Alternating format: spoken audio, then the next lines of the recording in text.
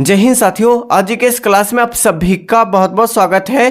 तो साथियों, आज से फिर से हम लोग बिहार पुलिस ड्राइवर के लिए आज हम लोग प्रैक्टिस सेट नंबर 2 को कंप्लीट करेंगे। साथियों, इस प्रैक्टिस सेट में आपका जीके, साइंस और चालक से संबंधित जो भी स्पेशल क्वेश्चन बन सकते हैं और एग्जाम में आ सकते हैं, वो सभी क्वेश्चन को इस प्रैक्टिस सेट में हम लोग लेकर आए हैं। और ये आपका न्यू प्रैक्टिस सेट है दोस्तों, ठीक है। इसमें हम लोग टॉप मिक्स क्वेश्चन 100 क्वेश्चन को लेकर आए हैं और बेहतरीन डिस्कशन के साथ आपको हम लोग इस सेशन में बताने वाले हैं, ठीक है।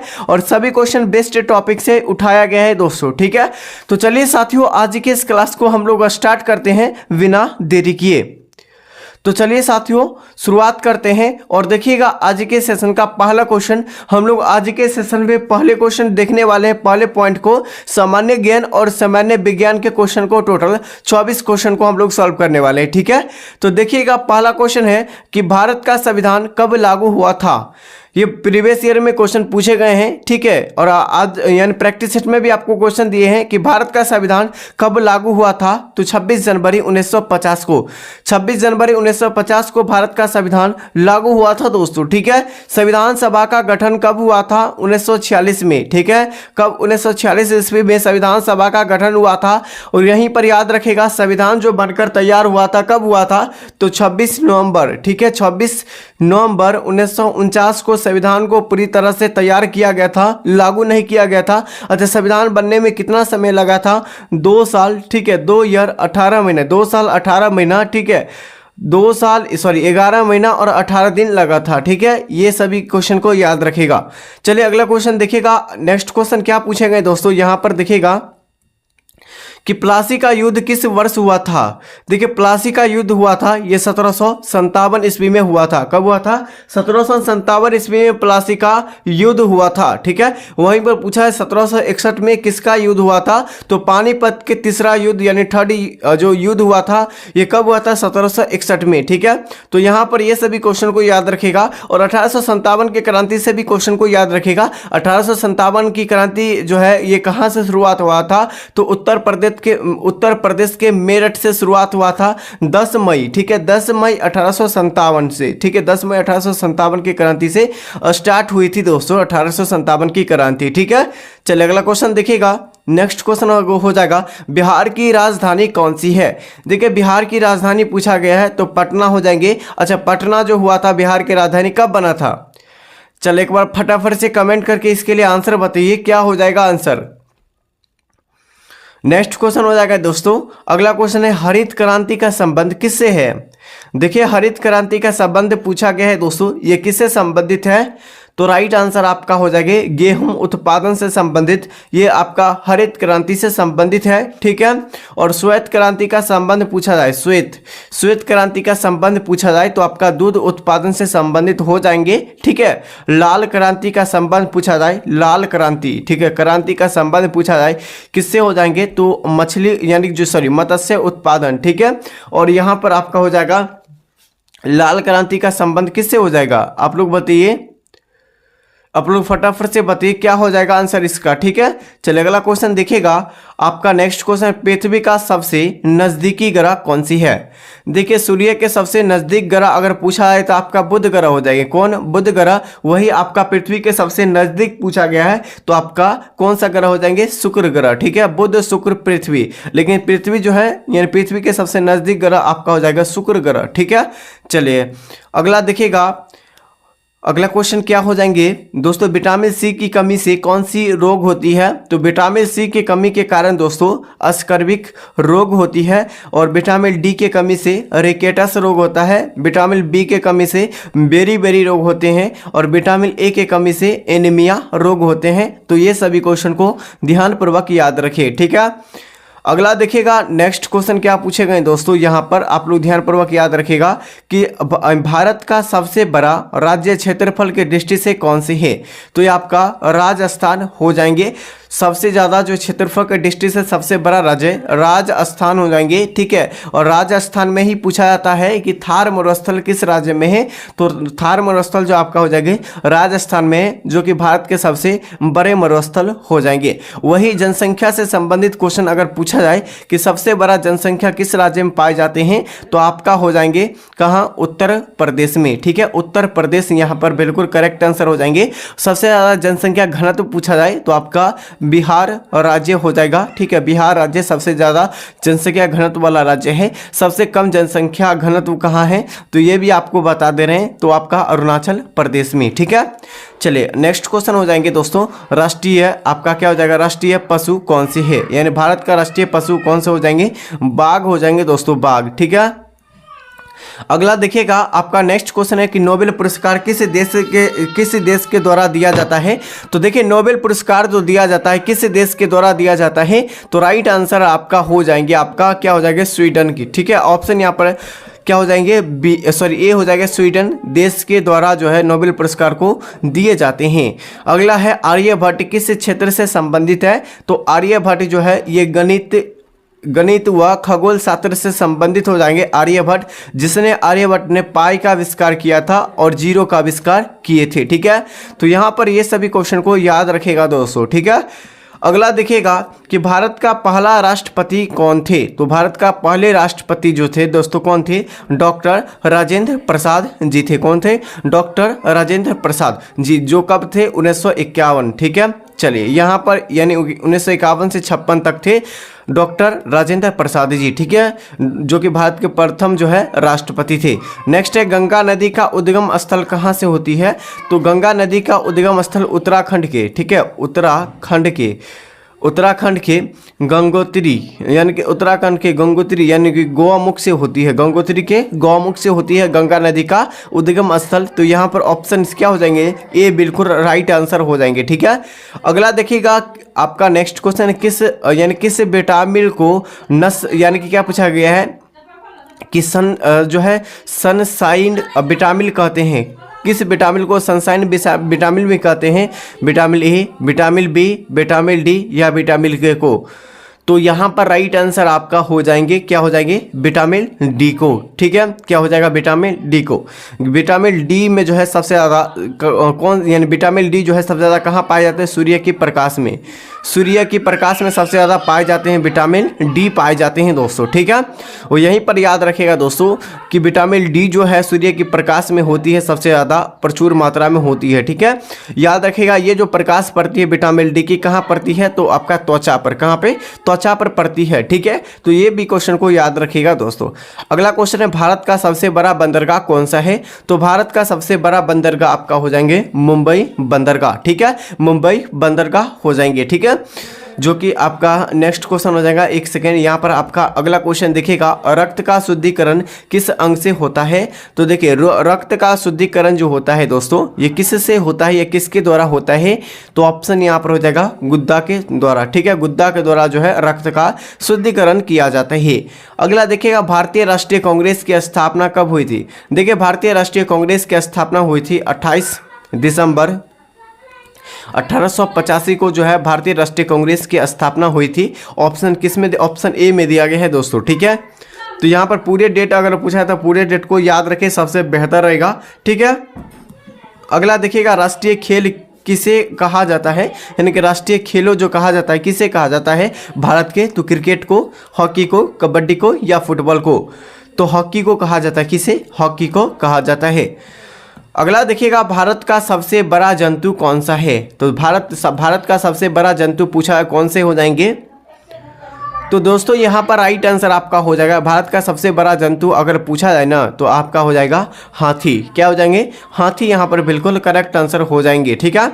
अगला देखिएगा कि यानी कि पंचायती राज के अनुसार यानी कि पंचायती राज की अनुशंसा किस समिति ने की थी, ठीक है, तो बलवंत राय मेहता समिति के द्वारा जो है पंचायती राज को जो है क्या क्या समिति को गठन किया गया था, ठीक है। वहीं पर पूछा जाए कि पंचायती राज समिति का गठन जो किया गया था यानी बलवंत राय मेहता समिति का जो गठन किया गया था कब किया गया था, तो 1957 में किया गया था। वहीं पूछा जाए पूरा डेट तो 16 जनवरी, ठीक है, 16 जनवरी 1957 को जो है बलवंत राय मेहता समिति का गठन किया गया था दोस्तों, याद रखिएगा ये पॉइंट को। अगला देखिएगा आपका जलवायु परिवर्तन पर पेरिस समझौता कब हुआ था। तो देखिए जलवायु जो है जलवायु परिवर्तन पेरिस जो समझौता हुआ था ये कब हुआ था आपको बता रहे हैं। तो दोस्तों यहाँ पर 2015 में हुआ था। कब हुआ था? 2015 में, ठीक है। अगला देखिएगा आपका बिजली का आविष्कार किसने किया था। देखिए बिजली का आविष्कार पूछा गया है किसने किया था, तो 21 का राइट आंसर आपका हो जाएंगे, क्या हो जाएगा, देखिए यहाँ पर जो राइट आंसर आपका हो जाएगा दोस्तों ऑप्शन यहाँ पर बेंजामिन फ्रैंकलिन के द्वारा बिजली का आविष्कार किया गया था दोस्तों। अगला देखिएगा संविधान की 8वीं अनुसूची में कितनी भाषाएं हैं। संविधान के 8वीं अनुसूची में दोस्तों भाषाएं की कुल संख्या कितनी हो जाएंगे, तो आपका टोटल 22, ठीक है। पहले जो था दोस्तों आपका 14 भाषा का उल्लेख किया गया था, लेकिन आपका संविधान समितियों के द्वारा जो इसे क्या किया गया था, गठन किया गया था दोस्तों, ठीक है। तो हम लोग जो है नेक्स्ट वीडियो में इससे संबंधित भाषाओं से संबंधित जो है जितने भी आपका जो है संविधान संशोधन से जो आपका गठन किया गया था हम लोग सभी को व्याख्या करेंगे, ठीक है। चलिए अगला क्वेश्चन है गायत्री मंत्र किस वेद में है। तो दोस्तों गायत्री मंत्र जो है ये आपका ऋग वेद में इसका क्या किया गया है, तो वर्णन किया गया है, ठीक है। किस वेद में आपका जो है ऋग वेद में इसका वर्णन किया गया है। तो 23 का राइट आंसर आपका हो जाएंगे, क्या हो जाएंगे, तो ऑप्शन बी हो जाएंगे, क्या हो जाएंगे, ऑप्शन बी बिल्कुल राइट आंसर हो जाएंगे यहाँ पर, बिल्कुल करेक्ट। सबसे प्राचीनतम वेद पूछा जाए, प्राचीन, ठीक है, प्राचीन वेद पूछा, कौन सा वेद हो जाएगा, ऋग वेद हो जाएगा, ठीक है। इसमें 10 मंडल है और 228 क्या है, सूक्त हो जाएंगे, कितना, 228 सूक्त हो जाएंगे, पॉइंट को याद रखिएगा, ठीक है। और दोस्तों यहाँ पर याद रखिएगा सबसे न्यूनतम वेद पूछा जाए, सबसे न्यूनतम वेद, नया वेद अगर पूछा है तो आपका अथर्ववेद हो जाएंगे, ठीक है। तो ये भी क्वेश्चन को याद रखिएगा। और सामवेद में किसकी व्याख्या है, संगीत की चर्चा जो है, संगीत की चर्चा किस वेद में किया गया है, तो आपका सामवेद में किया गया है। जादू टोना से संबंधित आपका अथर्ववेद में किया गया है दोस्तों, ठीक है। और यहाँ पर एक और याद रखिएगा यज्ञ से संबंधित जो व्याख्या किया गया है ये यजुर्वेद में किया गया है, ठीक है। अगला देखिएगा आपका अंतर्राष्ट्रीय महिला दिवस कब मनाया जाता है। तो अंतर्राष्ट्रीय महिला दिवस को हम लोग जो मनाते हैं दोस्तों ये कब मनाते हैं, तो यानी कि 8 मार्च को, ठीक है, 8 मार्च को हम लोग अंतर्राष्ट्रीय महिला दिवस के रूप में मनाते हैं दोस्तों, ठीक है। चलिए अगला क्वेश्चन देखिएगा। और अब जो हम लोग क्वेश्चन को देखने वाले हैं, ठीक है, ट्रैफिक, ठीक है, ट्रैफिक से संबंधित हम लोग प्रश्नों को देखने वाले हैं दोस्तों, ठीक है। ट्रैफिक से संबंधित हम लोग प्रश्नों को क्या करेंगे, देखने वाले हैं दोस्तों। चलिए लाल रंग जो है ट्रैफिक लाइट का अर्थ क्या होता है। तो लाल रंग जो ट्रैफिक लाइट जो होते हैं उसका मतलब होता है आपका क्या होता है, 25 का जो आंसर आपका हो जाएंगे दोस्तों आपका सी बिल्कुल करेक्ट आंसर हो जाएंगे, ठीक है, रुक जाओ, ठीक है। इससे इसका क्या मतलब होता है, लाल रंग का ट्रैफिक लाइट में क्या होता है, रुक जाना, ठीक है। अगला देखिएगा नो एंट्री का निशान किस रंग का होता है। तो नो एंट्री का जो निशान होता है दोस्तों ये किस रंग का होता है, 26 का आंसर आपका हो जाएंगे, ये लाल रंग का होता है, ठीक है। नेक्स्ट हो जाएगा भारत में मोटर वाहन अधिनियम कब लागू हुआ था। देखिए भारत में मोटर अधिनियम को जो लागू किया गया था ये कब लागू किया गया था दोस्तों, ठीक है। तो 1988 में लागू किया गया था, कब, 1988 में, ठीक है। अगला देखिएगा किस वाहन की अधिकतम गति सीमा तय करने की जिम्मेदारी किसकी है। बहुत ही बेहतर है, तो 28 का आंसर आपका बी हो जाएगा, राज्य सरकार, ठीक है। सफ़ेद रेखा सड़क पर किसके लिए होते हैं। देखिए सफ़ेद जो रेखा होती है वो सड़क पर वो किसके लिए होती है दोस्तों, ठीक है। आप लोग यहाँ पर देखे होंगे, यहाँ पर आपको बीचे बीच में सड़क रेखा जो वाइट कलर का होता है उसका जो यहाँ पर भी वाइट कलर का रहता है, इसका क्या दर्शाता है दोस्तों। तो 29 का आंसर आपका हो जाएगा यानी कि जो है लेन अनुशंसा बनाए रखने के लिए ये किया जाता है, यानी इसके अंदर में, ठीक है। चलिए अगला क्वेश्चन है सीट बेल्ट लगाना किसके लिए अनिवार्य है। तो दोस्तों सीट बेल्ट जो है किसके लिए अनिवार्य होते हैं। तो यहाँ पर बिल्कुल राइट आंसर आपका हो जाएगा चालक और आगे बैठे व्यक्ति को लिए क्या होते हैं, सीट बेल्ट लगाना अनिवार्य होते हैं, ठीक है। अगला देखिएगा, आपका अगला क्वेश्चन है शराब पीकर गाड़ी चलाने पर जो है न्यूनतम जुर्माना कितना होता है? तो लगभग आपका 10,000 के करीब होते हैं। ठीक है, शराब अगर पीकर गाड़ी चला रहे हैं तो आपका कितने जुर्माना लग सकता है? 10,000। वहीं पूछा है कि अभी जो है बिहार में जो यानी शराब बंद है किस अनुच्छेद के तहत? अनुच्छेद 47 के तहत, यानी कि जो है आपका 47 के तहत जो है अभी शराब बंद है बिहार में। ठीक है, अगला ये देखिएगा थर्ड पार्टी, यानी कि जो है इस क्या पूछा गया? थर्ड पार्टी यानी इंश्योरेंस जो है इंश्योरेंस के लिए ज़रूरी है। थर्ड पार्टी इंश्योरेंस के लिए ज़रूरी है। ये किसके लिए ज़रूरी होती है दोस्तों? तो 32 का आंसर आपका हो जाएंगे, ये हर मोटर वाहन के लिए ज़रूरी होते हैं। अगला देखिएगा, और अब जो हम लोग क्वेश्चन को देखने वाले हैं वाहन मैकेनिक्स ड्राइविंग, और इससे संबंधित हम लोग 8 क्वेश्चन को देखने वाले हैं। ठीक है, डीजल इंजन में कौन सा जो है आपका इंजेक्शन जो है सिस्टम प्रयोग होते हैं दोस्तों यहाँ पर राइट आंसर आपका हो जाएगा, क्या हो जाएंगे? तो ऑप्शन बी हो जाएंगे। क्या हो जाएंगे? आपका कंप्रेशन जो है आपका इंजेक्शन हो जाएंगे। ठीक है, अगला देखिएगा, आपका क्या पूछा? क्लच का कार्य क्या होता है? यानी क्लच जो होते हैं बाइक वगैरह में, गाड़ी वगैरह में, उसका क्या काम होता है दोस्तों? तो दोस्तों यहाँ पर जो इसका जो काम होते हैं वो इंजन को क्या है, गियर बॉक्स में जोड़ना और अलग करना, यही काम होता है क्लच का। ठीक है, अगला देखिएगा, ब्रेक ऑयल की कमी से क्या होती है? देखिए ब्रेक ऑयल की कमी से दोस्तों क्या होती है? तो 35 का आंसर आपका बिल्कुल करेक्ट आंसर हो जाएंगे बी। ठीक है, ब्रेक फेल हो जाना। ठीक है, ब्रेक फेल हो जाना दोस्तों राइट आंसर हो जाएगा। अगला बैटरी का कार्य क्या होता है? बैटरी का जो कार्य होते हैं क्या होते हैं?